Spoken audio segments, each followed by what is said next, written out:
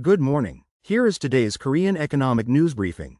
Today, the Korean economy finds itself at a critical juncture, navigating a complex web of geopolitical risks, surging inflation, and significant financial market volatility. The escalating tensions in the Middle East have cast a long shadow, directly impacting our energy security and financial stability. Let's begin with the energy sector, which is bearing the brunt of the Middle East conflict. Customs data for the first 20 days of March reveals a stark reality.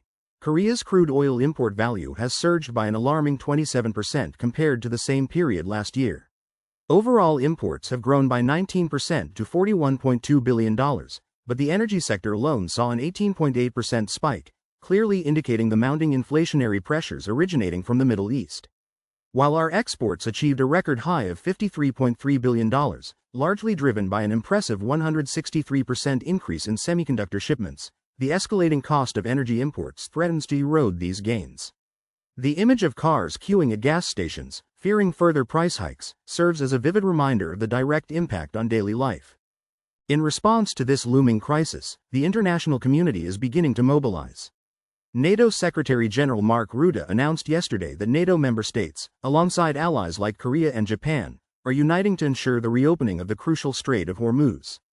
This collective effort underscores the global concern over the uninterrupted flow of oil and the broader implications for international trade. Domestically, our government is taking proactive steps to mitigate the impact. It has been revealed that Seoul plans to release strategic oil reserves around mid-April.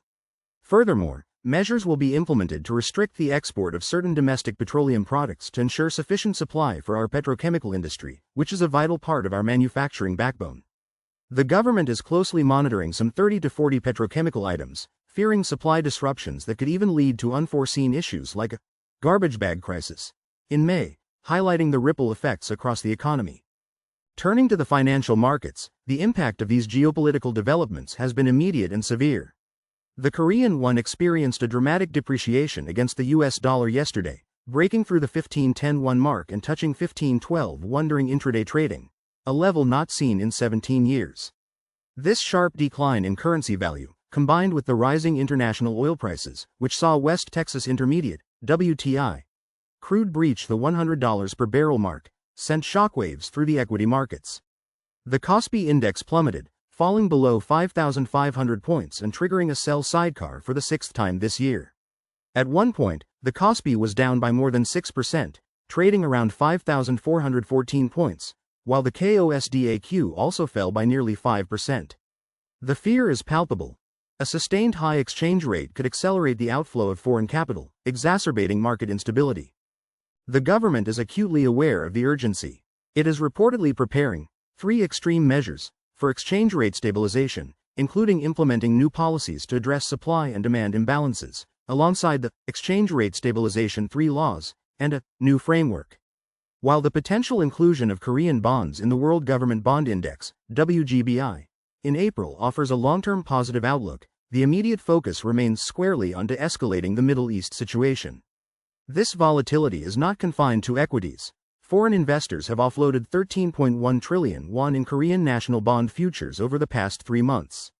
This significant outflow is partly driven by the U.S. Federal Reserve's recent discussions on potential interest rate hikes, despite earlier expectations of rate cuts, signaling a shift in global monetary policy sentiment that puts upward pressure on our own interest rates. This brings us to the broader macroeconomic outlook and monetary policy. Experts are warning that the triple burden of high oil prices, high exchange rates, and inflation, coupled with the risk of rising interest rates, could severely hamper Korea's economic recovery. Professor Sok Byung-hoon of Ewha Women's University cautioned that increased borrowing costs will lead to reduced corporate investment and decreased consumer spending. Even government supplementary budgets may struggle to offset this contraction in private demand.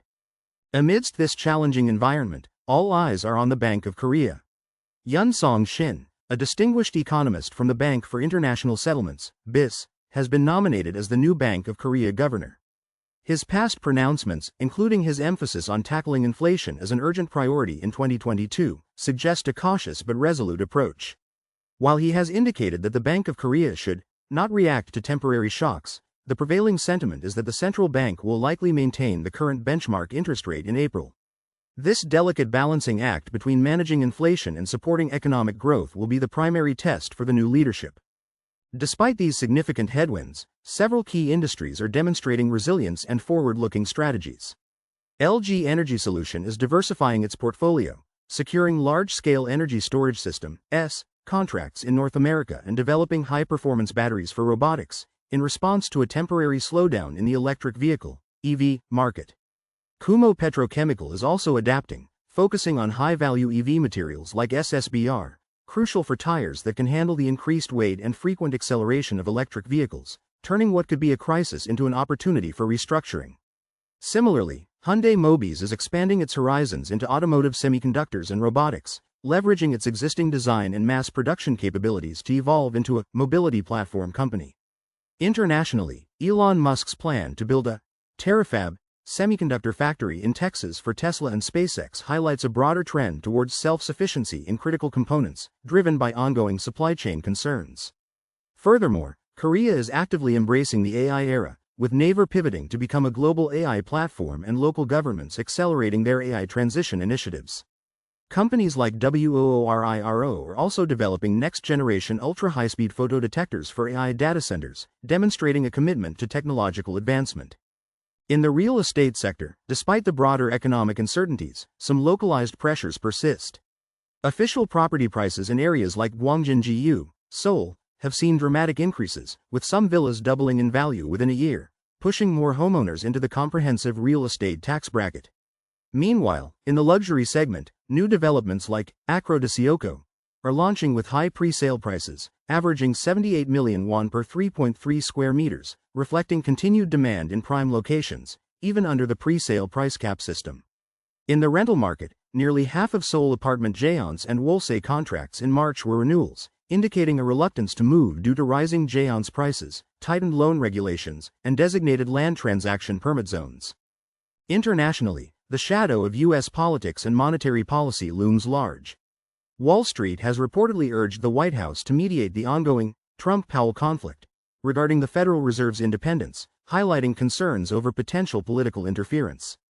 Federal Reserve Chair Jerome Powell, echoing the resolve of former Fed Chair Paul Volcker, has emphasized the central bank's commitment to price stability even amid political pressure, a critical stance given current inflationary fears. The Middle East conflict also carries broader financial risks, with warnings of potential bank runs in the region that could see $307 billion drained from banks. Interestingly, despite the escalating tensions, international gold prices have seen a decline of nearly 11% last week, a counterintuitive move perhaps reflecting the strength of the dollar and broader market dynamics. Former President Donald Trump's continued political activities, even amidst the international crisis, further underscore the global political uncertainties. In summary, the Korean economy is grappling with a multifaceted challenge. Geopolitical instability is driving up energy costs and inflation, while simultaneously triggering significant financial market volatility, including a sharply depreciating won and a plummeting stock market. The government and the Bank of Korea are working to stabilize the situation through direct interventions and cautious monetary policy. Despite these headwinds, key industries are demonstrating strategic adaptability and investing in future growth engines like AI and advanced materials. For investors and general viewers, vigilance is paramount. The current environment calls for careful monitoring of global geopolitical developments, energy price trends, and the central bank's monetary policy decisions. Diversification and a long-term perspective will be crucial in navigating this period of heightened uncertainty. That concludes today's Korean Economic News Briefing. Thank you for joining us.